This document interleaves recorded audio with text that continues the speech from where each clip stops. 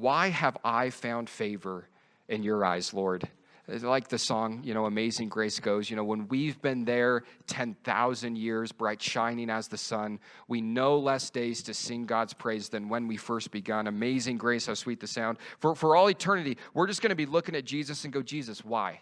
Why would you show your grace towards us? Why would we find favor in your sight? And in Ephesians chapter 2, verse 7, Paul actually lets us know that for all eternity, Ephesians chapter 2, verse 7 says that in the ages to come, he, God, might show the exceeding riches of his grace in his kindness towards us in Christ Jesus. For all eternity, we're going to be in awe of the grace that God continues to show us through his son, Jesus Christ. And we're going to be like Ruth, on our face before our Boaz, Jesus, saying, Lord, why have I found favor in your eyes?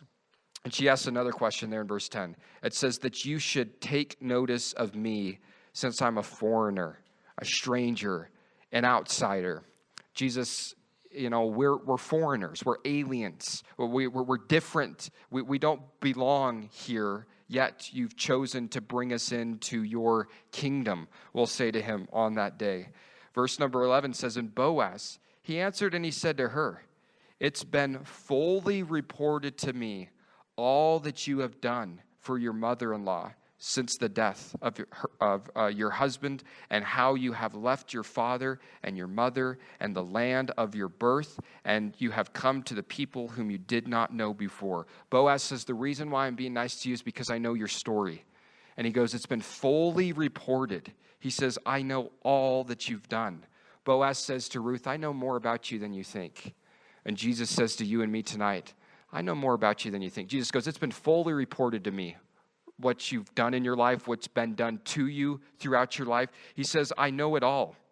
As a matter of fact, Psalm chapter 139 tells us just exactly how much the Lord knows about us. Psalm chapter 139, starting in verse 1, tells us this: Lord, you've searched me and you know me. You know my sitting downs and you know my rising ups. You understand my thoughts afar off. You comprehend my path and my lying down, and you are acquainted with all my ways. For there is not a word on my tongue, but behold, O Lord, you know it altogether.